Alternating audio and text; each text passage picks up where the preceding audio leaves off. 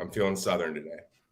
Oh, so, that's the coolest first thing you can get in an episode. Throw some overalls on or something then. All right. Oh God, my hair tie. Yeah, three of these things are not like the other. So are you wearing a sweater and a collar, Jimmy? I am. I like to wear sweaters with collars, and for some reason, yeah. Sean likes to talk about my sweaters too, and my sweater choices. Hoodie, t-shirt, poncho, sweater with a collar. And none of us have pants, and none of us have shirt. Do I get points for that? I mean, it's not a sweater and a collar, but you do have a hat. That's true, and it's even an uplift hat, but I have it turned around because I want to be cool. Hats. Miami. You guys didn't get the memo. Hats, Miami. Hello. Right? So I don't have a Balenciaga hat to wear, Sebastian. You can wear any kind of hat, you know. It's backwards. How could you tell? Miami Crypto Vice. Welcome to the Cryptowriter Round Table. I've never been to Miami actually, so I'm not even know if I'm allowed to be here. You gotta leave. Yeah, I mean, with the exception of Digital Acid, because he's busy kicking ass and doesn't really have time for me. These are three of my favorite co-hosts out of a few co-hosts that every day. Obviously, I'm with Corey, and he's checking out sunsets on the beach. Once a week, I do The Edge. We moved it just to Twitch with Sean. And, basically, we talk about fun shit. We give stuff away, and we praise the things that we love, and we tear down the things that we don't, which is always fun. And more often than not, weekly, although we're probably going to reschedule all the time. We do, Nathan and I do a podcast, Shallow Dive with Love, and we try to. We know it's totally not dead, and we try to interview like musicians and artists and things like that. And the Digital Acid as well, he's a big part of the uplift, he's a big part of the art scene. And Sean actually was in this kind of group with me early on, and we were thinking about doing a whole art server in the uplift, and then we decided not to do it. And Sean's idea for naming it was actually Wynwood, after Miami, and the Digital Acid came up with a similar concept of Wynwood because he loves art and things like that. And it's just funny how it all kind of came together around Miami for me, even though I've never been there. So it's I always said I would never live in America. I lived in Hawaii for a couple of years. I always said I would probably never go back, but at some day, I'm sure, at some point, I'm gonna have to, sit on a beach. And we're gonna get sunset, and we're gonna get those little robots with a screen, right? And it's just gonna be Jimmy walking around South Beach, but it'll just be you on a screen. You can wear a bathing suit at the bottom. Yeah, but it's gonna be fun when I come there. Bathing suit bottom and then sweater and collar shirt on the top. No, we gotta get him some gold chains. Maybe a gold date or something that he can flex. Yeah, he's mojito for sure. I mean, never mind anything else. Just a mojito in his hand, rock and roll. It's mojito Jimmy, right? Right. A habanero sausage that I can put in my short pockets. Right? That's where Miami Vice does. You need to wear a suit jacket, a blazer with no shirt or a t-shirt underneath or something. Miami Vice. Down Johnston. You're right.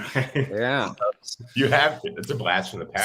So this room is a lot of things, but a lot of very similar, interesting things. This room is full of people who are artists who are supporting art on the blockchain in NFTs, right? And one of the things that Sean and I talk about a lot, actually, or Nathan as well, is the art scene in Miami.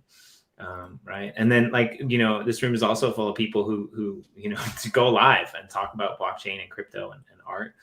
And, one of the things that Corey and I talk about a lot is all of the events and things that are happening in Miami for blockchain. Right. And so what do you guys think? What is it about? Because teach me. I'm the rookie. I don't know. I have the answer. Teach me. I'm the veteran here. I'm the Miami veteran. I've lived here for decades. Grew up here.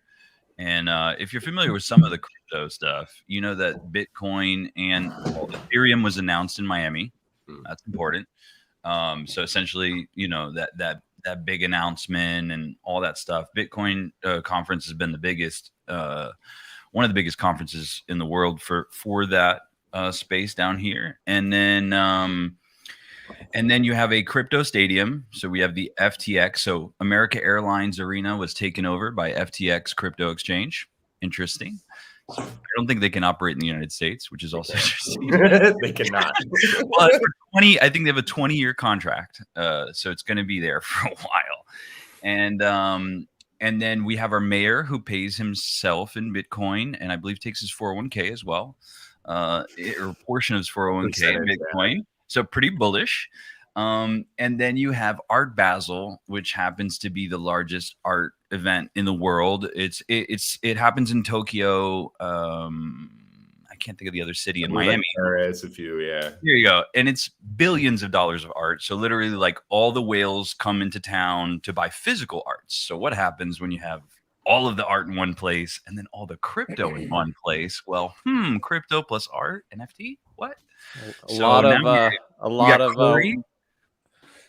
of washing money. Oh, well, hey, listen. You're talking about art business. You're talking about all types of stuff anyways, right? All money, right? Corey, I know you went to the crypto conference. Did you make it to Art Basel in the end, Corey? I was Art Basel adjacent. I went down to meet Bonds down there, and Bonds was hanging out with these lunatics that were doing a bunch of guerrilla marketing. Great guys, but I'm like, that's not. It's nice to see you in the flesh for the first time, but I'm not going to chase around these guys hawking T-shirts. Again, amazing guys, awesome brand, not what I'm there for. And then I was reminded, because they faked some press passes to get into the event. Didn't have one. B, didn't care. And so I was like, hey, yeah, you guys go do that. I'm going to go over to South Beach or whatever, find myself a freaking mojito. And on my way from the beach over to there, I was reminded about 780,000 times why South Beach really makes me want to punch myself in the eye with a needle. And so I literally walked home. I live there. If I was hanging out with you in South Beach, it would be totally different, right? But just like a giant crowd of people I don't know hanging out by myself. I'm like, Did Quigley give you a shirt? Yeah. William Quigley was out there. It was weird. I got a Piggly Wiggly shirt from him. He gave me a Piggly Wiggly shirt. William Quigley did. It was the weirdest thing, dude. I was like, why? What does this even make sense? He's like, no, I bought a Piggly Wiggly. It makes total sense. So, no, I was actually headed down to that famed meeting. And I went back because plans changed. And I was like, I'm not doing that. Went home to Hollywood, Florida. That's what I call home. Oh. Very, very peaceful. You're becoming very Hollywood, I must say. I'm very, and I have been for a while. I know it's one thing that you dislike about me is my kind of, I guess, the limelight that follows. I know that you don't like that scene.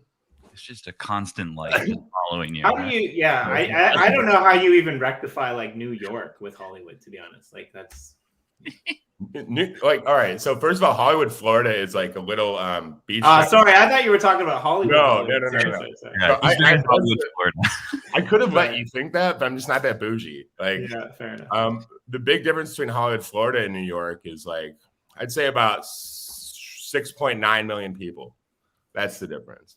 Hollywood's very small, but it's a beach town from the 60s, like that kind of vibe. It's 40 to 50 minutes north of Miami. So all retirees, Yeah, it's perfect. I actually like North Beach. Like, I'm a North Beach guy. I like loafers, a flowy white T-shirt that kind of goes with the wind a little bit. We're talking like 3 buttons down at least, right? Yeah, like maybe only 2 at the bottom putting it together. You can see my chest. So aviator glasses, like the whole thing. Okay. It's a little bad. baby oil. I wear scarves. I have all kind of weird stuff, and I'm not like Ken. Ken pulls it off. I'm like. Oh, and by the way, Ken Bozak's moving to Miami too. That's an interesting segue. So just saying, NFTs to Miami. We have the CEO of NFTs moving to Miami. Is that like? Do we need more proof? Corey's there. Like, got some big names moving to Miami. Probably nothing. Yeah, and I mean honestly, like when you have an arena named after an exchange that isn't even allowed in the country that it's in, like that's a little bit of a tip off, like you said earlier. Yeah, probably nothing. All these things are probably nothing. Miami's definitely going to become the capital of NFTs. Mayor Suarez has been doing this for like a couple of years now. I mean, he's been like really pushing this too. It's not like imagine if you go to a Beyonce concert, you're gonna have to go to the Crypto Stadium. If you go to the Miami Heat game, you're gonna have to go to the Crypto Stadium. What are the chances they might do NFT tickets there? It's wild. And then Miami is one of the only cities without extreme estate tax, excise tax, all these other things. So like, it's kind of luring that crowd in. But I was busy like typing, but I think I got this right. I think Corey told me not so long ago that like you'll be able to pay your taxes in crypto. Is that correct? Or the government officials are being paid in crypto? I forget how that works. That's what Sebastian was just saying. The mayor and I think some other officials get paid in Bitcoin. Yeah, also employees, they started to pay some employees in Bitcoin. Then he just recently introduced like this week that he would be taking a portion of his 401k. So it's been a kind of like a progressing sort of thing. That NFT Basel event was right there in Wynwood, which I didn't realize they did wax drops. Did you know that? Like the official NFT Basel event, which is in Wynwood, they dropped on the official wax account, like the wax collection, like event NFTs from Wynwood, but wax.io collection on Atomic. That's pretty big. Yeah, it's huge. Wax has done a lot of big stuff, or well, at least made big announcements in the last, say, 3 weeks or so. Spider-Man shit, right? The Amazon acquisition of the company that's like, on Wax. I mean, that's pretty big. There's a lot of things. I mean, there's stuff that I know about that I definitely shouldn't bring up on here, but like we know a lot of nobody's listening. We know like a lot of like big companies and just I'd say like just industries almost, because like some of these companies represent entire industries, right? Sure. So like we have these people literally tuning into things like we actually know for a fact, and like I don't know, it's a weird space to be in, to know that like you're fake famous in this world that's like doesn't exist yet. That's not fake. It's just we're just medium-sized fish in a relatively small pond. Or koi fish. Yeah. Very koi. So Sean, like you've lived there all your life, like what? And real? Oh, dope. Yeah, about. Where are you from? In Miami.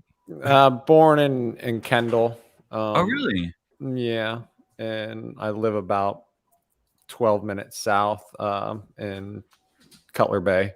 Must be something in the water over here. I don't know. What do you think? Yeah, no. One of the few gringo natives. Yeah, I've loved it here. I mean, I've thought about living in other places, but it's hard. From about 19, when I was 19 to about 27, I had the best fucking time of my life, and I don't think that time could be matched if I was living anywhere else in the world. And it's just, a lot of spicy flavor down here. The weather, we're spoiled. Like Jimmy knows, I avoid crypto conferences and stuff. I stay away from that because I think there are more fun things to do. But yeah, I think we're all spoiled here. I do. Is the whole writer team out here in Miami too? No, Kenny. I met Kenny on Telegram. He's in Australia, but he might have to get out of there. The way things are going. Jimmy, I don't know. I've got this shed back here. I'm like redoing into this workspace, bar, hangout, living area, and we're gonna have a couch for Jimmy. A nice couch for when he's ready to come down. We'll stick him. Sean out in the already shed. Carved my name into the table in the shed. So like when he rips that down, that's going to the auctions. It's going to feed a whole country. Yeah, sounds like a horrible guest too. You're going to carve things into his home? No. He carved it already. Yeah, and so but he's a stand-up guy. He's a really good stand-up guy, right? Like he's going to let the missus and the kids live in the house in the back room. and I'll be able to wave every morning through the window. So it'll be great. It's good. Nice. Jimmy in the morning. Yeah, right. Jimmy in the morning. Jimmy in the morning. And he also gave me like the most important advice. He's like, if you get on the if you get on the bridge by 9 o'clock to go to South Beach, you know you're not coming home till the next morning. Was it 9 o'clock? Oh yeah. No, whenever we'll go out in the Grove, or we don't go out as much anymore. I got 2 kids, but I know whenever we go out in the Grove, South Miami, Brickell area, whenever we made that trip over the 395, like we weren't coming back till the sun came up. So that was always the decision. Do you go home or do you go to South Beach? And usually come over to the podcast studio and or Sebastian calls home. Home or home? Dude, South Beach at night is like it's a black hole. Nothing gets going until so late, and then I mean, our routine, we would go to South Beach, or we'd start in the Grove, we'd drink, we'd head over to South Beach, go out to the club. And then we used to go to Gold Rush, rest in peace. We go to Gold Rush from like 5 to 7 in the morning, and walk across the street to Nocturnal and do like after hours till 11. And you'd be dancing with some chick and vibing, and then the sun would come up and you'd realize she was, they serve lunch, like a lot of those places 55 years old. There's no time that it shuts off. You're like, hey, you want to party for 2 days straight? Open, dude. Yeah. I went on lunch. Was it 2 weekends ago? I went to Rock Estella, this rave on Virginia Key Beach, and that was awesome. I try to do something like that once every three or so months, just to be around that kind of energy, all those people. The music just makes me feel more alive. So I missed that, man. I wanted to go to Rock Estella so bad. Yeah, I went. I was like upset that we weren't going. I think it was like the Saturday after that conference or something. Yeah. Yeah, I went a couple. Crypto people, y'all hear what you could be having? It's crazy. Almost saw Justin Timberlake too. I could have gone and hung out with the king, but I didn't. It's that's funny. I always get Justin Timberlake confused with, I don't know why, just because they're 2 people I never pay attention to. Justin Timberlake confused with Timberland. Oh, man, I suck at this. Never mind. It'll come. Do it. No, do it. I want to make fun of you. Timberland has 4 days. Hey. Line yourself up. Hey, there you go. Yeah, Tim. What do you guys think about? Because I think we got to keep some NFT talk in this conversation. No, we do. So I had something. So this is It's going to be really difficult for me to, when I come to Miami, to decide who picks me up, right? Because like Nathan's always late and his car smells like shrimp. Corey, I want to hug every single day that I meet him, which is awesome. But if I get picked up by Sean at the airport, then I get to wear this. Right. There he is. The swing Jimmy Crump is the way. Right. Fire, bro. Yeah, so my that's my exciting. Friend Sean swinging motherfucking Jimmy. Win uplift installation of that as a statue. Hello. I mean, so I like that though. Sorry, go ahead, Digital Asset. I queued that up for a while, but yeah, definitely let's get into NFT talk. Yeah, I mean, don't you guys do NFTs and shit? Yeah, you ever heard of those? Yeah, we do NFTs, man. You do NFT? We do NFTs. So I guess I should do a couple quick name drops because we haven't like promoted anything. And as regular NFT people, we have to shill, right? So I'm gonna quickly shill my collab with Nifty BC Morbs. We're doing an AR surfboard. He drew me as a comic book character, put a big blunt on the back of the surfboard, and I'm like a scientist with a VR headset on. So it's an AR surfboard. You can see it in your living room if you want. Next Wednesday, $10. There'll be 20 of them. The rest will be giveaways. And well, for people who don't know you, why don't you start at the beginning? What other collabs have you done with people, right? What other collabs? One of the first collabs we did was with Bone Art, or Robert Bone. He's a Cartoon Network Adult Swim animator. We did a pretty dope pack. He's on Atomic Hub and also on Ethereum, OpenSea, and stuff. We recently did a Wooden Cyclops collab, who's worked with Hasbro, and just recently did a big piece with Dead Mouse and Portugal the Man, which was featured on Billboard, and they did a NFT release.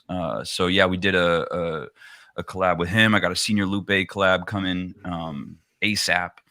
Real soon. Wampa Stompa has been my long-term partner. Big shout out, man. This dude's brilliant. Love you, Wampa. Man, fire. And he's 2D, 3D. We're doing AR. So actually we just dropped a 1-of-1 generative PFP series just for fun, just for free to everybody who owned a Dutchy action figure. So Corey's got one. And then so to further extend that into Uplift and Nifty BC's Metaverse event, which you want to check out, Wax Mess, you can join by VR. You can join by mobile phone. You can join by PC. It's free. And it's over 40 NFT artists that are going to be on display. You got live podcast, yada, yada, yada. We got 3 sponsored tents.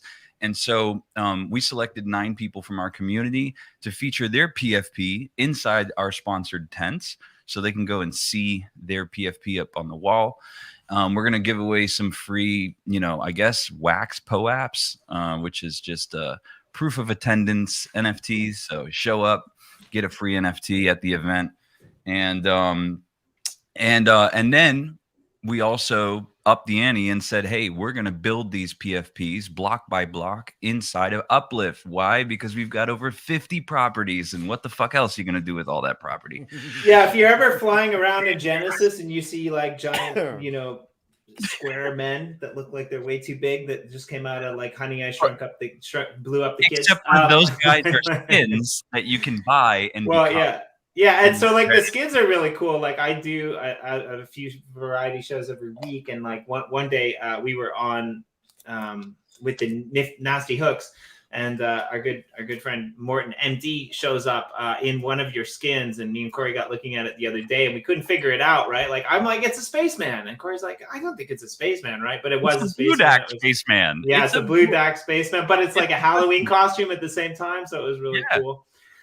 So the bottom corner actually of the new kind of we're creating Widwood in one of our servers. It's gonna be released as a bunch of different galleries, and the digital asset is gonna have a gallery there that's gonna support a lot of these collabs and stuff. I also co-host a show when I have time with Nifty BC, and Nifty BC is great. Nifty BC is actually going to have a gallery there as well.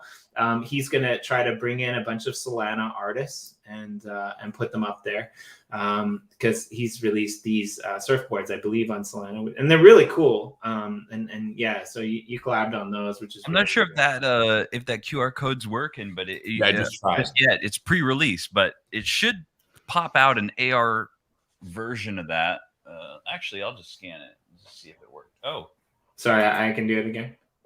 Yeah, I don't want to stop everything for that, but I did scan it. You seen me? Did it pop up, or is it not live yet? I realized that I was blocking my whole thing, so I stopped scanning it before it could pop up. I think it works. It seems like it's going to an AR cloud, but yeah. And he's got a whole series of these surfboards. I think he dropped some of them on Solana. So these are on wax though. $10, man. AR, get it. And shout out to Morbs for always representing people in the community. Like really, so this is a free event he put in together. It's crazy, dude. Yeah, his little metaverse thing is really cool. Is that Mozilla Hubs that's going to be in? Just so people know, so they can create. Yeah, that was the Mozilla Hubs XR event, which is really cool because it's web-based. You don't need to download anything. It works with mobile, desktop, and VR. And it's a pretty cool. Actually, I have an AR surfboard here in the studio with me. Oh man, you can't. Let's see. You place it behind you on the wall, and then it's possible though. Let's see. Oh yeah, look at that. Wait. That's really cool. Wait. I think it's. There it is. Oh, There we There oh! Are you kidding? $10 on wax, no gas fees? What? That's so good.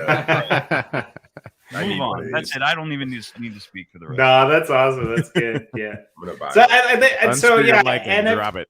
NFTs. So let's go back to this because like a lot of this Winwood thing is made up with NFT artists. So Cryptowriter. I remember Winwood when on that block it was just a coffee shop and there was like one mural, and I remember sitting with my wife and going, "Wow, this is gonna be something," and just over the matter of years, the murals spread just like it would in Uplift, right? The art starts to fill in and it gets longer, and then all of a sudden the big businesses, now all of a sudden Atari wants a little plot, don't they? Right? But it's really amazing how culture actually, so that used to be a factory district where they had, you could buy tiles or textiles and that kinds of stuff. And then because it was inexpensive, artists came in and made it cool. And now all of a sudden that's like one of the most valuable areas there. Yeah. So actually culture, and then now all the surrounding areas are like Winwood adjacent or the new Winwood. And so these restaurants and all of them are continuing this art spreading thing. Louis Vuitton is putting a mural on the outside and hiring a street artist to do their outside.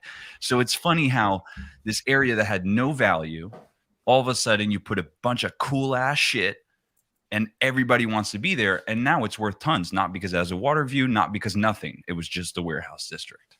Because it's some unsightly graffiti. Well, yeah, and I always loved, street art and stuff like that. And I never actually heard about it until Sean taught me about it one day, when we were talking about like art and things. Again, of course, Sean, you're like the co-founder of Cryptowriter. You lost your voice. You decided to start with some NFTs. And now you guys have created Underground, which is branching across 5 different platforms, doing your thing. So why don't you show that a little bit? Yeah. So when I first really started to dig into the NFT art space, the one thing that I learned was missing was curation. And I cut my teeth in electronic music and had a blog that had a really good 8-year run where I'm just like every day, me and a couple of my buddies would like filter through a couple hundred tracks and just sort of curate and post the best ones to the blog. It sort of took off. We built a community around it. And then I had kids, kind of fell out of the scene. I found crypto, and then I got into NFTs. But, we saw that need. You have all these artists going digital. They're minting their stuff to various marketplaces, but they're just lost in a sea of noise in a sense, and you need sites like Underground to go dig through all that art and try to elevate and shine a light on artists that deserve it.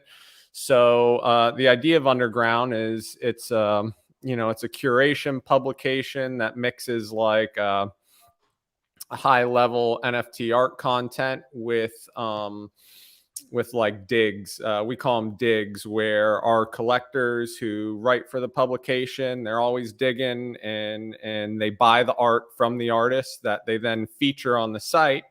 Tied to Underground is an NFT Underground card, a membership card that we reward to the Underground community. And then many of those artists that we've dug, right, that we feature in the digs, they turn around, we pay them a grant to create original art, which then gets airdropped to the Underground card holders. So it kind of creates this loop where then the card holders, the community, then go out and promote the artist, right, and sort of elevate them in that sense. So now we've started development, and it'll probably be ready around this time next month or late January. But we've started development on an underground art marketplace, and it's modeled off of Hen. I'm not sure if you're familiar with that marketplace on Tezos. That's really successful. Very just straightforward and simple, a place for people to dig through art and collect art. And to what we were talking about earlier about Wynwood, how there was nothing there. It was, sort of a ghost town warehouse district. But you're driving on I-95 and you look over and you start seeing some of the street art. It grabs your attention. And then there's more street art. On EOS right now, there is absolutely nothing going on. It is a total ghost town. So Underground Art Marketplace, which is modeled off of Hen, will first launch on EOS. It'll then launch on Wax.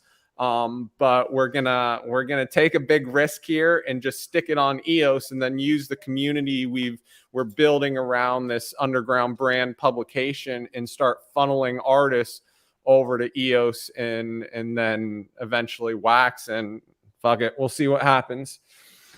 Now, speaking of which, we've had Joe on the show a few times before, right? Like we first met you, Corey and I, a while ago, and I've done it. Corey hasn't. He hasn't taken the plunge yet. He hasn't taken the highway over to South Beach. He hasn't thrown the towel in. He hasn't went and burned his Cryptowriter NFT. That's true. A little bit of a scary experience, but what you have to do if you have a Cryptowriter NFT is you go and you burn it. And then, nothing happens. Not a crypto writer. Hold the fire. Hey, Sean, what am I supposed to do right now? Okay, if you have a Cryptowriter membership card, EOS and Wax, we are transitioning them to Underground cards. And the way you get the Underground card, which is going to get all the future art drops, is to go on Atomic, find your Cryptowriter membership card, burn it, refresh the page, and boom, you'll have your Underground card. I mean, if you have it handy, just do it live, Corey. It's fun to do. Yeah, I gotta figure out which account I had all that stuff on. But you're gonna have to do it in EOS. You're gonna have to do it in Wax. I remember burning my pennies in wallet at drop, and remember thinking, "You fucking crazy, scary, right? You're crazy. You don't want me to just burn some shit with no in your face." Yeah, it's fucking scary. And he's like, "Yeah, it'll be fine. Just like a couple $100. It'll be fine." Yeah, it's fine. It's just gonna go away. You're lighting a bonfire with money. Cool. But luckily, it's not like ETH where you have that huge delay of time where you're like, "Holy hell!" At least with the Wax, it's sort of yeah.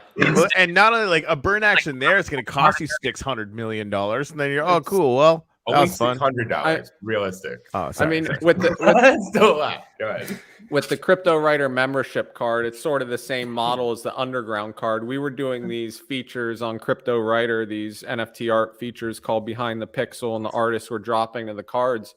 That card went from, it's a free distribution, and at one time was like $1,600 and settles in around $700, $1,000. So we know the model, we know our model works, but being under a Cryptowriter label is sort of limiting when you're trying to be an art brand. So that's why the shift to Underground, and it's going to be bigger.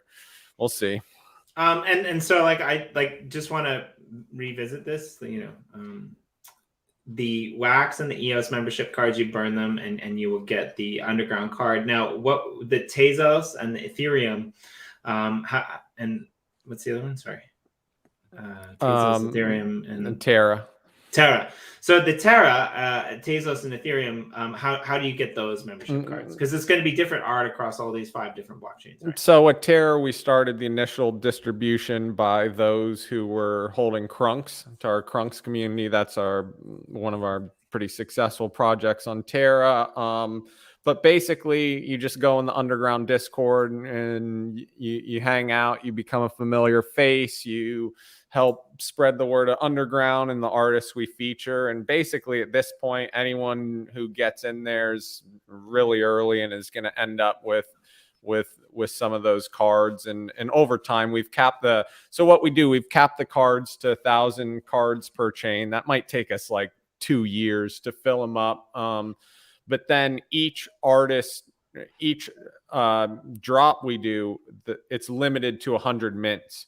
So if there's right now, there might only be 80 card holders on most of the chains, but if there's over 80 card holders, it's just random. You know, that 100 mints, you might get, you know, next month's drop, you might not, but eventually you can you'll learn, and I really like that concept where you've narrowed it down to like almost a lottery for if you're holding that card, then you get that mint. And that's actually a nice segue to Nathan, but I just want to pause on 1 second. We're gonna have to revisit this because I'm pretty sure like none of my like playing crunks got an underground membership card, and we're just gonna have to revisit this, Sean. Okay, Jimmy.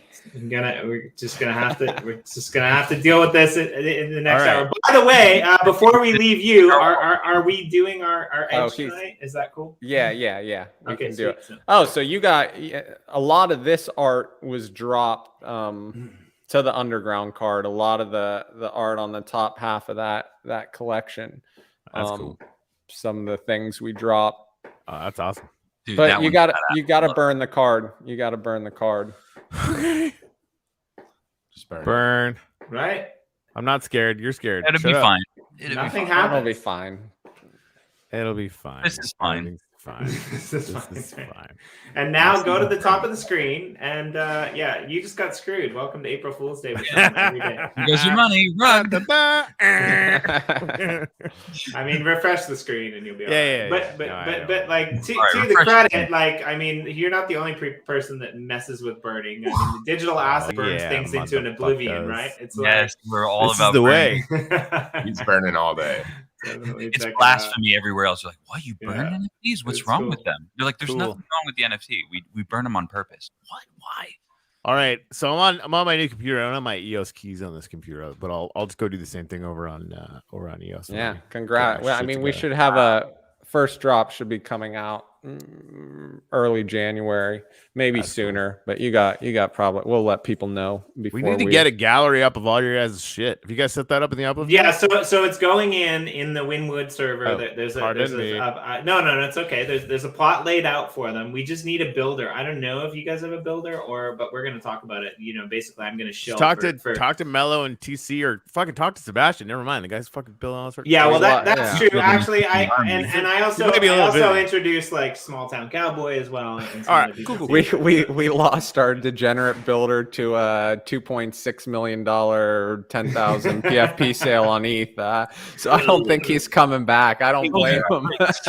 No, but it's like our front end Blue Dack dev is like, hey, I accidentally made the largest NFT marketplace on Cardano, so I can't come back anymore. I'm like, well, that's a good fucking excuse, dude. Like, congrats, man. Fuck. Especially considering Corey like throws Cardano under the bus because they have no developers every second he gets, and now the best developer. I mean, that's exactly. It's like they got devs. Watch out, though. Yeah. Just saying. I have. Shout out Nathan R for being a fire ass dev, low key, dude. Yeah, low key. But low key. Only designed all the contracts. Well, I mean, and that's a good segue, right? Like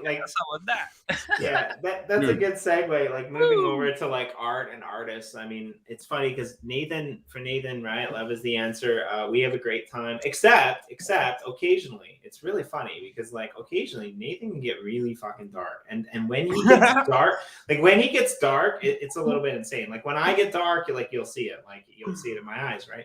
But like when it's scary, right? When Nathan, real scary, honestly. I get worried. I'm like all the way on the other side, right? When Nathan gets dark, he usually only gets dark about one thing, and what he gets dark about is the fact that like real artists aren't necessarily being appreciated in the NFT space. A lot of projects that are coming out are these like avatar projects and things that are maybe not necessarily very artistic. And as an artist himself, and as a musician himself, he's been working with Bang Out, doing like music and art. Like we've been working with Yoshi Drops, right?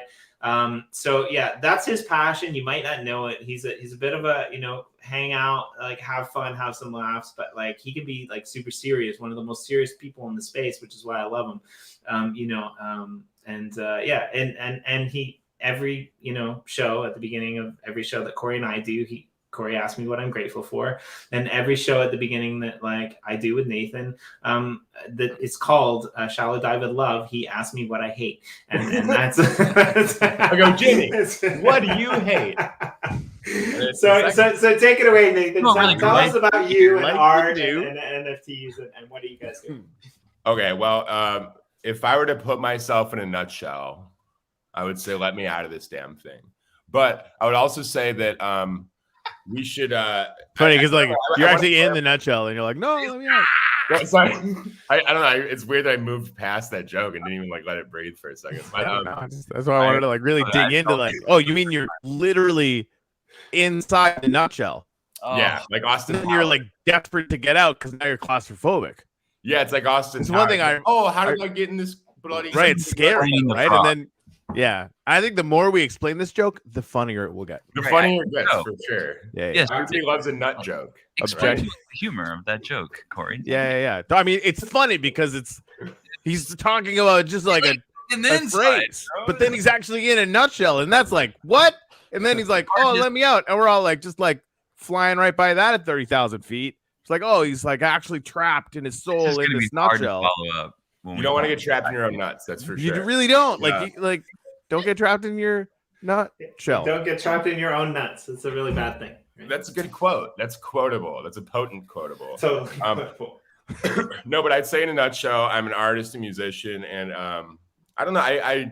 I like to stand up for artists that don't get a lot of love. I think that there's a lot of people that, if the traditional art world was a little less nefarious and tampered with, I think that they would get more love and respect. And they know that stops them on that end. And now they get into the NFT space and they're like, oh, this is freedom. This is, this is the way for me to finally break out as an artist. And they realize quickly that it's sort of the same game. And I don't have anything against like avatar projects. I've done several. I've made decent money on them. It's been great. Like, I'm not going to knock it. But I feel like if that's like going to dominate the conversation of what is art, I think that at least I would like to be a voice of reason and share my opinion and say, hey, I don't 100% agree on that. I think that we can at least like unpack this and analyze this thing and like have a conversation about it. But to say that like, hey, art all of a sudden is this, when for thousands of years it's traditionally been another thing, like I think it at least deserves a conversation. I'm not hating on anybody, but I would like us to kind of question the historical relevancy of this stuff moving forward. Like in 1,000 years from now, is the Mona Lisa going to be more valuable than a CryptoPunk still, or are we going to have that debate? And I think it's depends on if the Mona Lisa is fractionalized. I mean, well, I mean, that's another thing. At what point does the Mona Lisa have a official NFT representation, by whatever museum it's sitting in at the time? And I don't know. I mean, I wonder where this goes. Like, can we stop trying to combine everything and just like let old art be old art, let our new styles be our new styles? And I mean, in all of human history, no one's ever done that, so I doubt it. Yeah, I know. But I think that we're better than that. Like, I think that we aren't. I'm holding out hope. I'm holding out hope because I've even met a lot of people like recently where they say crazy shit and you talk to them for a while and you go like, all right, this dude's a lunatic, but they're not a bad person, right? And like I can see these like different levels of human being and like how, not levels of human being, but like levels of thickness of skin almost. And like, can you get through there to make your point? And I'm optimistic because a lot of people that I feel like I used to just butt heads with relentlessly are starting to at least listen a little bit. Like our friends that are coming around to the NFT stuff that told us we were like literally idiots or something. Right. I mean, I agree with you that the PFP thing is very polarizing just over NFTs in general, because people think that there's no technology inside of it, and we're all just crazy people who are like obsessing over animals or something like that. and it is polarizing to all utility that the technology actually unlocks something or has something to offer or optimizes, you know, the transfer of value of like it's just completely polarized everything. It's like, oh, monkey picture for $1 million. So I agree. It's gone beyond the art, but also the technology itself, and then thrown everything into question. But that said, I think that it's become a megaphone to open people's eyes to the word. Like I think the word of the year was NFT officially, and so at least people are questioning what it is. And so as people show true value, right, and actually show what these Web3 communities can do. And of course, the big brand endorsements like the Nike thing and the Adidas and Disney and all these things are helping. But also, it's like as people who deliver some super awesome art or some super awesome utility in real life that actually matters, then that conversation will hopefully eventually transfer. I think historically it's going to be there because it's early, and incorporating AI generative technology with blockchain is an interesting idea. And now it's been, of course, easily accessible and stuff like that. But generative design is it's going to do more stuff too, right? Because Balenciaga designed a line of clothing using generative technologies. We can explore, different ways of mashing up molecules. There's a lot of things we could do with generative technology. But yeah, that said, it's becoming, but it's a new type of country club. Yeah. Is that fair? Do we end up in 100 years with our next like Monet or Picasso will be some like AI that we've named, like some program that's like, hey, this is Michael, and Michael's the most famous generative artist in the world. It's an artificially intelligent being that creates these paintings with music. Like Chess suggests that it'll be a combination of people in that AI, right? I mean, probably. It's like the thing that like the supercomputers right now for chess are really, really good. It's like a dude and a laptop, like a not even grandmaster guy and a laptop can generally beat those brute force machines, right? So like the combination still, and not 100 years from now, this probably isn't true for the record, but like right now, the combination of human beings and AI beats AI. But yeah, pretty soon AI is just gonna fucking. Well, we're good at testing the fence. Well, dream art, please stop.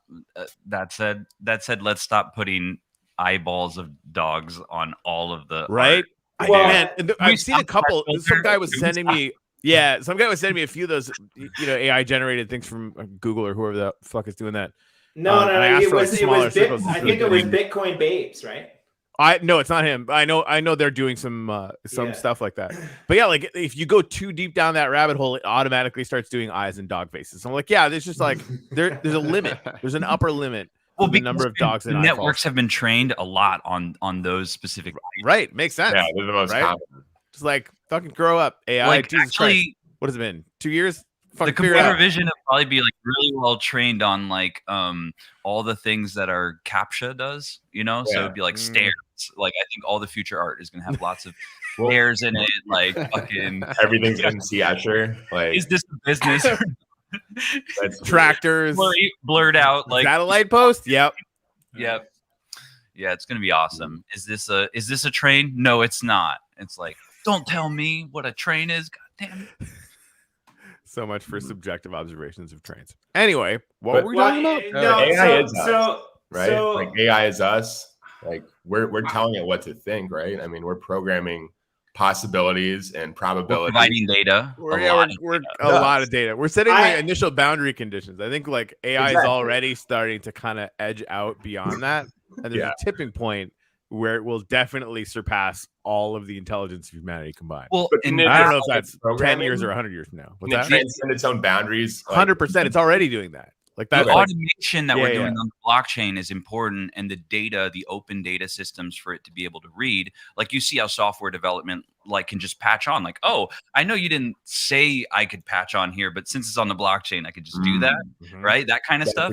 So as we start to like publish more openly, but now that data can be automated on conditions, and it's like if this then that, that is like a low form of automation, AI, right? Like it's not like it has a brain and it's conscious, but it's more so like automating conditions. That's all you need. Now we're doing voting systems, and we're kind of laying the foundations there for all that kind of hive mind voting. Pre-thinking. We're like, hey, like stay in these lines, hopefully. But I think as Corey just said, like maybe that's not as true as we'd like to believe, and maybe there is something believing the line. Something outside attaches. Right. It's a time horizon, right? Like that over the near term, maybe even in our lifetimes. Like I think understanding it as a constrained function is doable.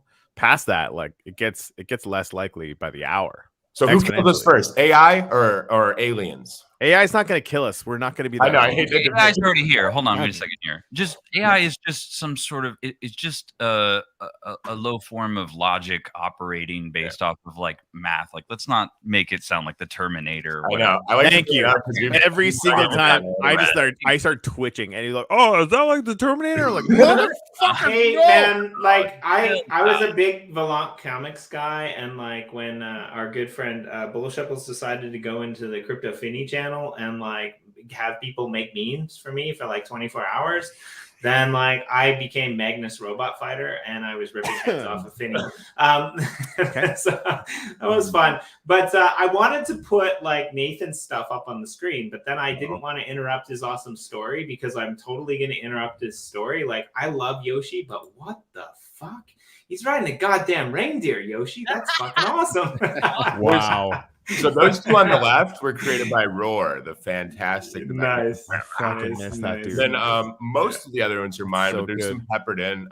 Yeah, so you've been doing like a lot of these Yoshi daily things, right? Working with Yoshi like Christmas some of these shit. Some of these are really good. And so I think it's 30. Yeah, on this particular thing, we're doing 30 days of Bang Out. So Bang Out and I have conspired to kind of combine 30 different original pieces of art with 30 original beats. And we didn't reach into our catalogs too deep. We're trying to like kind of put out some kind of fresh original stuff. But we're also injecting a little flavor in there by featuring other artists. As you saw a JRG in there, we did a David Ordonez. We've got a lot of good features from strong community members that have been building this thing with us the whole time, And I think that's actually a good point. We need to look at it that way. Like the more our personal collections and then the companies we work for and everybody that we deal with, the more we incorporate the people that we've literally seen creating this space with us, the better we're obviously going to do. I mean, But that's what we're trying to incorporate here. This is that Yoshi Dailies collection, and it's kind of for all of us. I mean, we want to involve everybody. We'd like to kind of help unify the space. And there's been a bunch of ups and downs, I think, with music trying to get into NFTs. And we're one of these platforms that's trying to help, empower creators and musicians and artists. And we're right there. I mean, if you look at this entire space, this ecosystem is kind of it's filled with people trying to do the same thing, just with a different face on it. And I think it's important for somebody to come in that doesn't have a sense of competition, who's just trying to do the right thing and just has intention more than the competitive will to fight, And our intention is to put out amazing products, amazing art and music. And that's what we're going to fucking do. And one of my favorite pieces of yours actually was like, it happened on our show. You showed me on our show and you're like, I'm going to create this, right, as an NFT. And I said, well, like, what's the mint? And is it mint 1 or is it mint 2?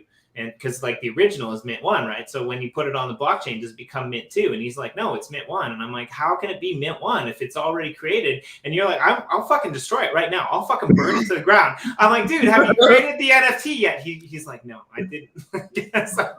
He's like, the original. No, but it's a good point. Like, I mean, I don't know who to really say. I think as a creator, you can have control over that. What's that? Yeah, sure. I was gonna say because we're mentioning Bang Out and Yoshi, but for the people out there who don't know who who they are. What let's lay it out there for who Bang Out is if you're doing these collaborations, and don't be shy about it. Nah, I know I have this reputation of like name dropping too much. So I've been trying to get better about that, but you got to. I don't know who says you name drop too much, because you actually don't. I think you should name drop more. So I think the person who says you name drop too much is named Nathan Loves the Answer, and that guy should shut the fuck up. Dude, your Rolodex is absurd. Like, it really, really is. And you're super nice about it, and that's great. But like, toot your own horn a little bit. Well, like, I think it's how it gets that way, though, is that you're not out there being like, hey, this like you have like a few that people know that you're tight with, and those are the only ones you reference. So like, Bang Out's like maybe one of my, I mean, I'm not gonna say even maybe, he is one of my best friends in the entire world. Like, he's an amazing human. He's a great father. He's a great musician and creator. Multi-time Grammy-nominated producer. He's produced some of the greatest songs you've ever heard. Two of my favorites are by 50 Cent, In My Hood and Candy Shop. He did both those. So like, he's got a very impressive resume. He's worked with Missy Elliott, Christina Aguilera, Nipsey Hussle, you name it. He's done it. And he's the one that is essentially the other half of Love Is the Answer. He's the more like beat and music and production side that you have that. It's sort of like Run the Jewels. There's this team, and that's sort of what we are. We write everything together. We make all the music together. And, I think it's important to include producers in this movement.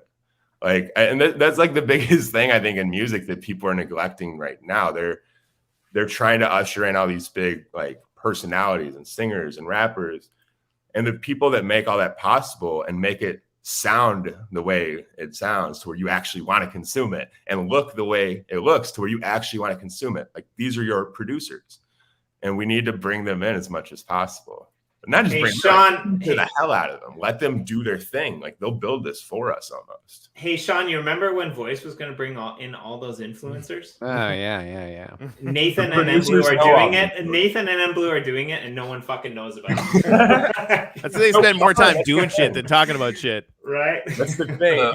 And we have to be careful who we mention we're talking to and all these things. You know how the music industry is. Things shift. But, like, we're talking to some of the biggest people out there right now.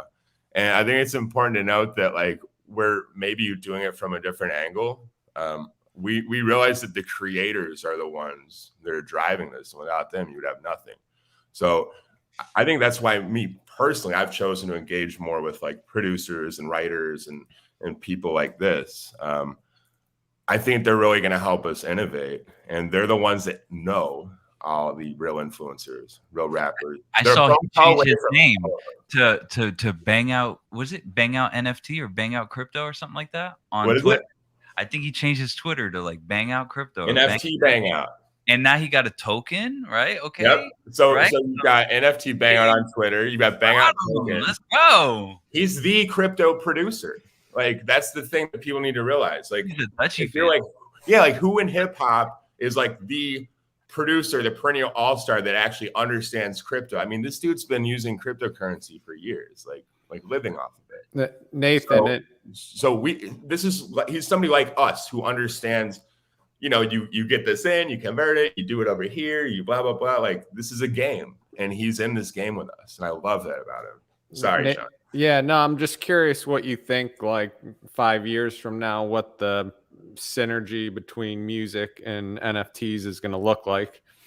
Okay, I think it's going to be, I think we're entering it now, but I think we're going to have 90s era MTV. So you've got like music videos that are going to be remembered forever, essentially. Okay. But maybe in limited quantity. Like if you look at like something like In Bloom from Nirvana, or like Nevermind, or like something, I don't know. I reference Nirvana a lot because they just have like really memorable music videos. That's what I'd like to see come into our space. I mean, what that Blind Melon song where the girl's in the bee costume? Yeah, we all know that video, right? And I wonder in 5 years, like, who's it gonna be that we're like, oh, that's the video that's gonna stick out forever. Like, I have this dream of creating like Thriller, right? Like, you have something that's a mix between like Pink Floyd's The Wall and then like a hit song, and then you kind of condense that into like a 15-minute thing, and it's, here's your memorable NFT that's like going to live on forever. when you go in 1,000 years and let's reference the Mona Lisa again, the people that are appreciating that will probably know what Thriller is. There's an interesting thread that I've noticed between technology and music. Yeah. And a lot of music people, well, I think innately they're already using technology as sound engineers and touching electrical cords and plugging into boards and, you know, sound machines and all that kind of stuff. But it's kind of interesting that a lot of these people on this podcast all mention music or come from music in some sort of way. And I continuously see people in music gravitating to technology, whether it be VR technology or, you know, other, you know, in this case, you know, blockchain and NFTs and stuff like that. And it's I don't know, it's just an interesting thread. Corey does music. Like I come from sound engineering and some music space. And Sean, you were talking about, you know, electronic music being a starting point. Nathan, you know what I mean? It's like Jimmy, I'm sure you got a guitar, you got a tune, you got a kazoo. You know, dude, I suck at music. I can hit a bongo and it sounds okay. It sounds about the same as when I hit a pot and pan with a fucking chopstick. It fits the narrative. We're so few bongos in my life. We're all you ripping CDs in high school and college and flipping them. Dude, you don't know, man. I think it's past the statute of limitation, but when I used to serve up some bud, I used to throw them in mixtapes I burned. Yeah. How many CDs you need? You know what I mean? And you come through, give them the CD, actual music on there, or actual like some DVD, like some, you know, some super trap DVD. And now you're slanging NFTs. You know, maybe we're burning NFTs. Yeah, we're moving from burning CDs to NFTs. You know what I mean? Well, I mean, I don't know if I'm right, but like one of the really cool things I thought that like you know, Uplift Art did back in the day with Corey's I think it was with my Bitcoin Bull as well, was if you got the whole collection, and I know it was with M Blue's next one, I forget what it was, but if you got the whole collection, then you were actually able to like download the track, right? And so having that track downloaded up for a few of them where you could do that. Yeah, and so I like that, but I had always said to him, like, what I want to see in the industry is like, let's say you own that NFT, then you can listen to it. But if you don't own it, you can't listen to the whole thing. You just get the preview kind of thing, or like the YouTube kind of thing that's interrupted every 5 minutes every 5 seconds because it's freaking annoying with the advertisements and things like that, right? And then like I think it's tough though, right? Because like it's really easy to record that stuff over. Yeah, like it sounds good on paper, but like it's always like the Bored Ape thing. Like, is anyone checking that you own the Bored Ape? Yeah, the whole community's checking it. So So right, like so if you say, listen, like I own this. That like the reason that you would say you own it, is you know gonna be proven out through sort of community interaction anyway, right? Well, it's like the MP3s, like the cat's out of the bag, man. The second that you can have anything that can record anything on your computer, like gating it is almost meaningless, right? Hold up, wait. Unless I'm wrong, I'd love to be wrong about that. But that's what I was gonna say. Like, so we're in this kind of really interesting state right now where art and music are being supported by people who want to support those musicians, like full on, right? Like they're buying it, they're burning it, they're doing all of this stuff, right? And when does that phase end? When do we go from like just recording it off of the radio and not buying the CDs? And does it matter? So go ahead. Sorry. We're right there. If I play Thriller, YouTube will take this podcast down. Okay. Chill. If you hum it too good. No, I was going to hey, so here's my point.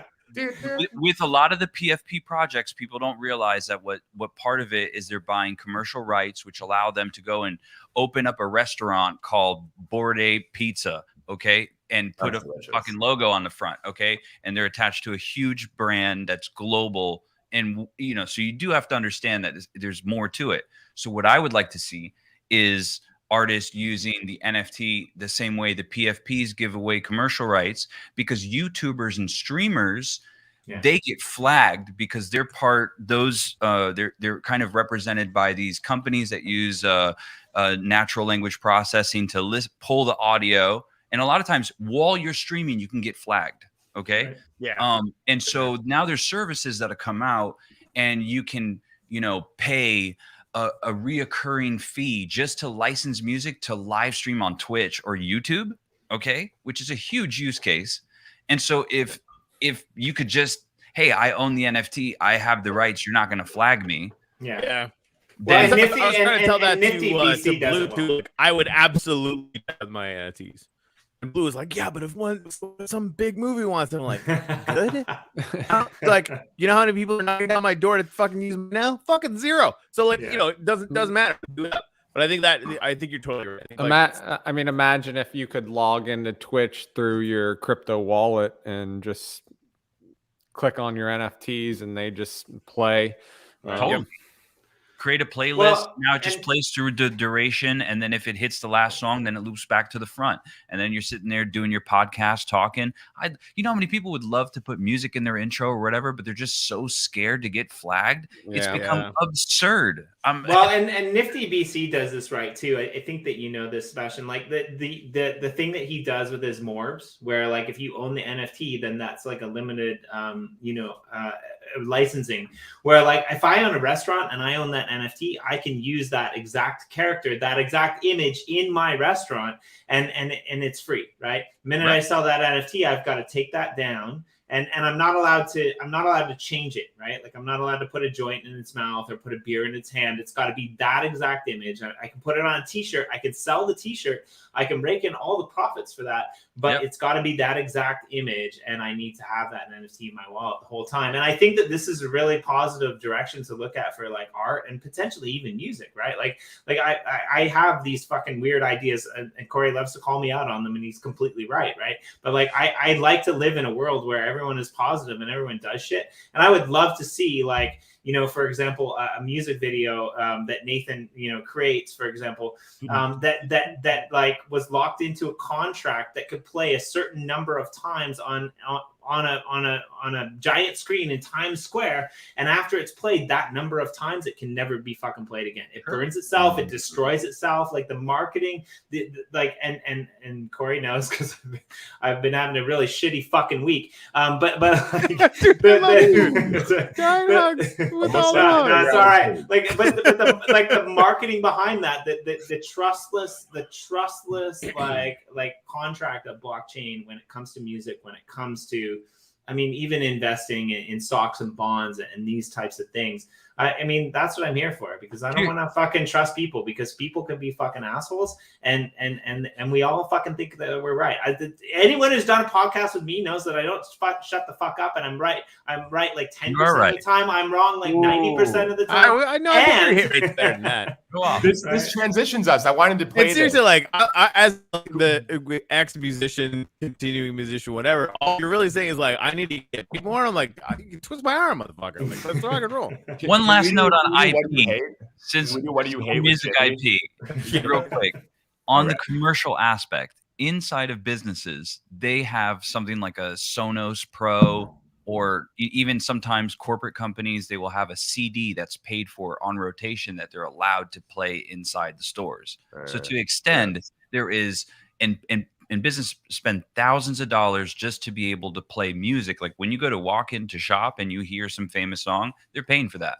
So all that to say is there's probably some stores that would love to just have a one-time fee, own an NFT or 10 NFTs or whatever, at least a couple hours of music so that the representatives don't go nuts. And then that's it. And they don't need to pay Sonos a subscription fee for life.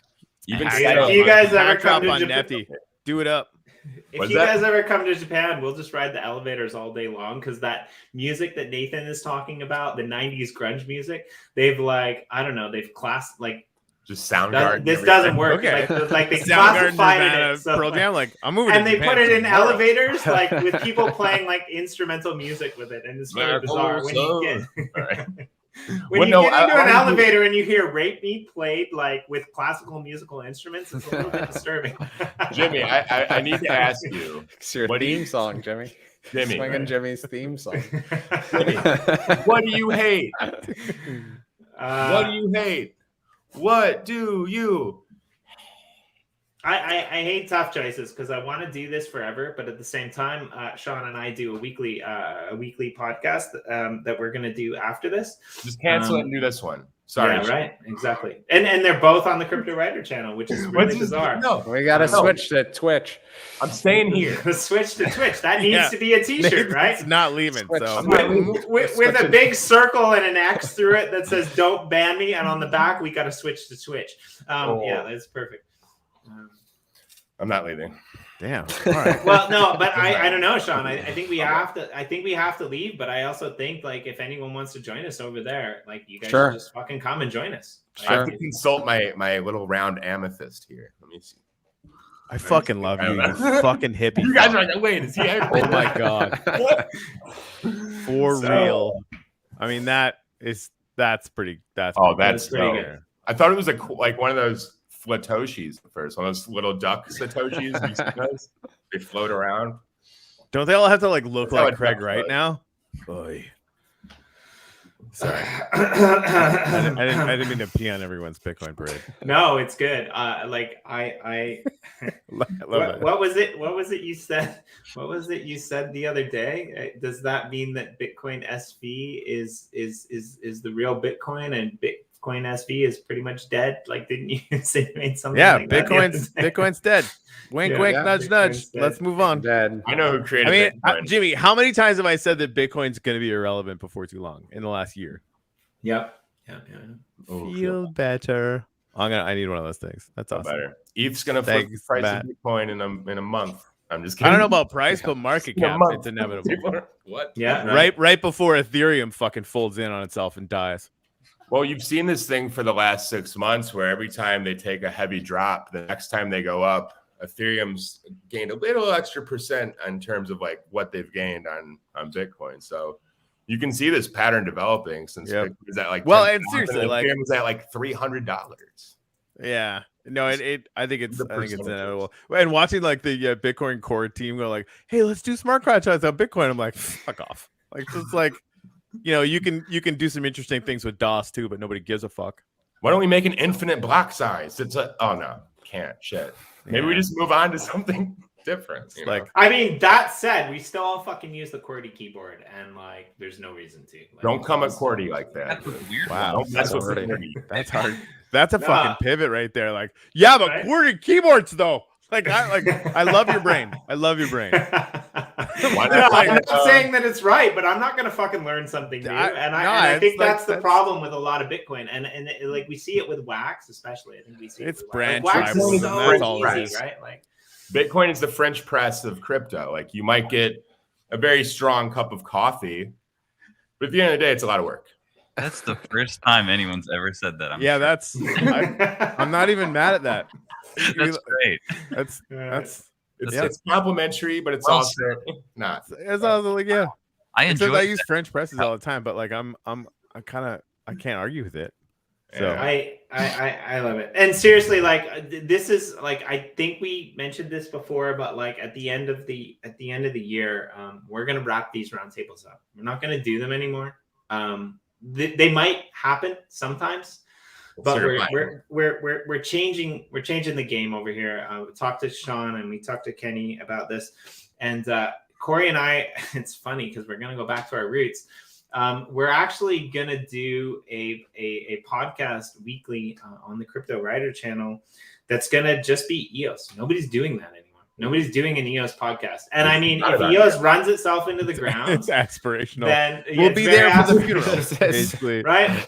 We thought about doing it EOSIO, but like all of these people are going to do it, right? Yeah. I mean, it's not like there's stuff to talk about. There's excited to do it. There's another rumor. Is your show going to be co-hosted by Dan Larimer? Somebody told me.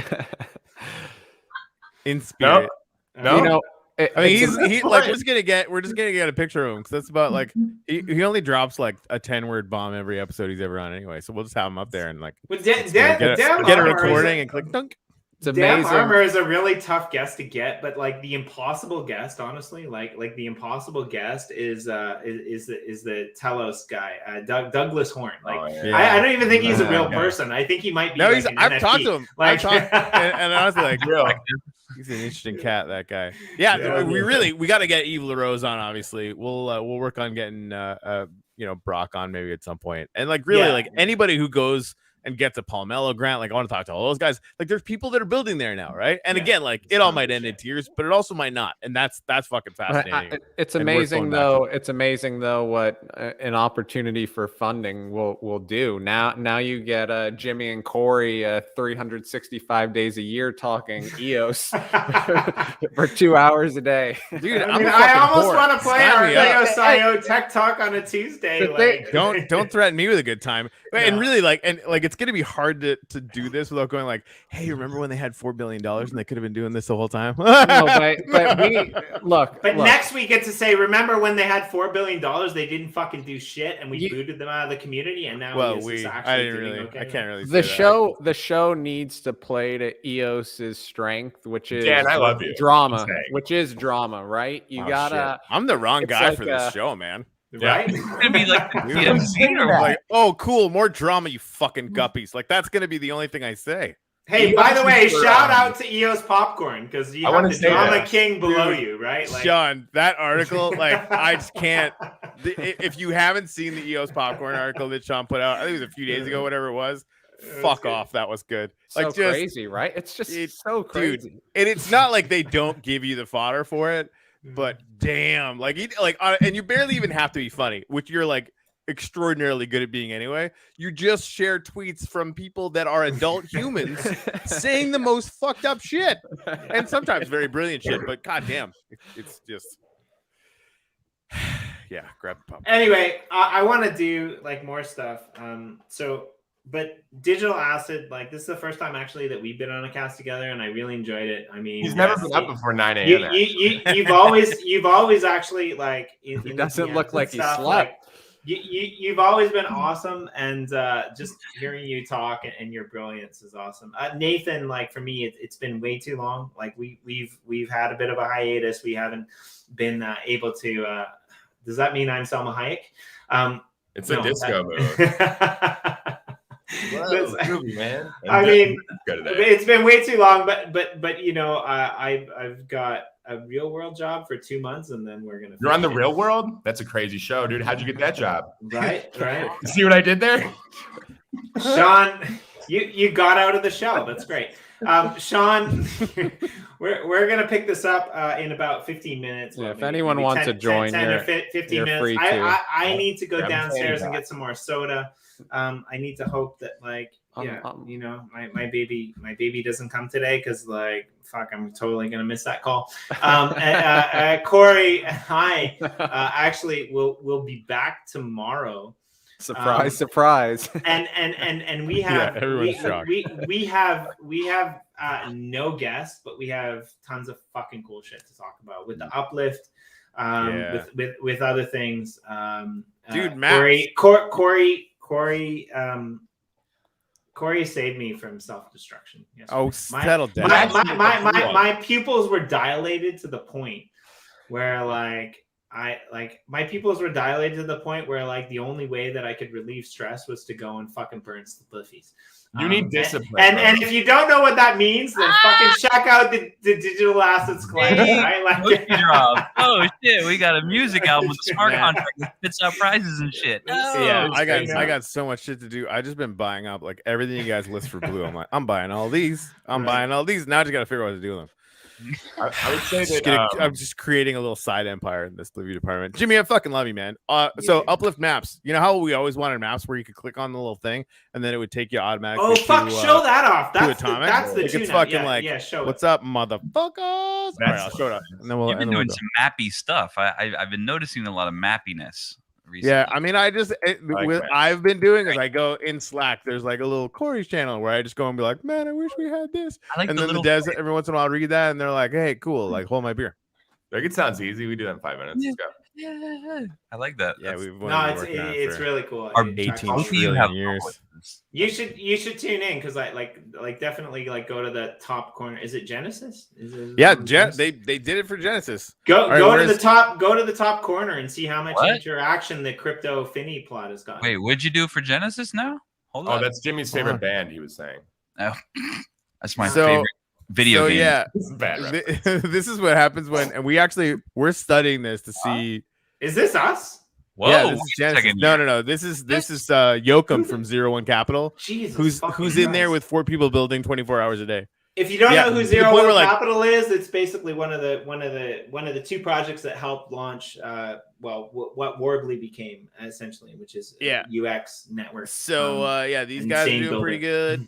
Yeah, so basically check this out. Boink.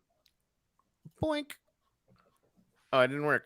Wait, so it gets to the point where it'll actually they're working on it so that it'll actually punch up 3D. And so it shows like a whole 3D rendering scale, right? of all the points and stuff like that. I think maybe it might only be active in Uplift now. Wait, what is it though? I don't know what point. So this is they got points is how like all the imagine all your... people don't know back home. Good call. Sorry, buddy. That's a good call. So the points are how we render wax and lithium earnings. So the Uplift world is a bunch of NFTs that are play to earn, and every month, if you're a landowner or a rail owner or a player, you get a percentage of a pool that is set aside, every month and weekly actually. So anyway, this is how like the number of players that earned this many points, which again will pay them in Upliftium, which is our cryptocurrency, and wax because we do both. And then, of course, the landowner gets paid out per those points as well. And so this one plot earned like 5% of all the points that got earned on Genesis. 5% of all the porn that's in the fucking world. Bananas on that one piece, because they're building on it 24 hours a day. And honestly, I thought they were done. Like this build is fucking insane. Like it's giant. It's completely nuts. And I was thinking about because he's got it closed off, so you can't. It's tough to find your way in. But I want to do like a last man standing kind of thing where we like carve that out, do an event, and like have everybody kill each other or whatever. Anyway, so the real thing that I wanted to show people though, Jimmy, is this one. Where'd that fucking thing go? Let's turn that thing on. Yeah. Oh, look at that little view on NFT. Like, oh shit, what? Whoa! Oh, and now you can an offer in wax, by the way. Yeah. And they get a notification on the other side. So before, when you tried to buy like the plot next door, the shit was impossible to contact. Yeah, it was hard to do. Now you have that offer, and in the memo you go, "Yo, what's up? My Telegram is this. I'm about to send you $10,000, please." Now that I know they can put a link on the plot, here's what's gonna happen. You spend $1 million Upliftium, you can put any link there you want. Yeah. Right? Because like it's one thing to put the Atomic Hub link, but if it was me, I would put a link to a Medium article or to the Jax thing or to the Metaverse real estate thing where I can go and make like an actual post with cool shit or whatever. I think that part's going to be relatively easy to do. So yeah, like 2022. Yeah, he just and it sounds like a lot, 1 million Upliftium, but it's really not that much actually. He just charged me 50 million Upliftium live. Did you see that? How much does it take to put up a picture? Properties, times 1 million. I owe him 50 million already. Look at that. You don't have to do it. I do. I think you know who I am. I know what's up. No, and like it's insane. Just wait till we start selling worlds for Upliftium. Go on. No. I it's insane. Like, I'm a little bit backed up, but there's definitely an article in the works. There's definitely an article in the works. Dude. Sometimes I watch YouTube in the toilet, and it was really disturbing today. There's definitely an article in the works for some of the digital asset. We can't get past that. Go back to an earlier Cryptowriter series called "Great City Builders" in the Uplift world, and we highlight Yoakum's plot that Corey was pointing out. We also highlight the Crypto Finny plot. We highlight the lads plot from. We even need like a video flyover, or maybe tell me if this is crazy, Sebastian. What if we did like a little, 5 to 10 second flyover of all of your plots, and you guys release that as a pack drop on Nifty? Because I would have to collect them all. I would have to. Wait, 5 to 10 seconds of each property? Is that what you're saying? Because they're all different locations, whatever, right? Now you got content because it's not hard to do. You can pull that out in a day, and then just like sell them out as packs with only 5 out of the 50 in them. Now I'm having to buy like 30 fucking packs to make sure I get them all. You got to get him to stop building first, because one of the problems with him is that he keeps saying, no, you can't do it yet because I'm not fucking finished. I'm not fucking finished, so you can't release anything because I'm still thinking, I'm still building things. I'm still going to take the world by storm. And nobody even knows how much storm he's already taken the world by because they haven't fucking figured it out. It's a lot. It's a lot. He's like a piece of bamboo that's like, I'm not growing, I'm not growing. Oh, fuck, the entire world is covered in bamboo called Sebastian. I get it. I bought Genesis, basically. Yeah, right. Yeah, he's got those spliffy dudes are like the Starbucks. It was my favorite quote of yours. All right, we gotta shut this down. We're gonna. We don't have a roundtable next week. I don't know what's gonna happen. Maybe we'll fucking just do this again. I'm gonna go downstairs to the vending machine. I'm gonna get stuff. I'm gonna come back. Sean's gonna spin up the link.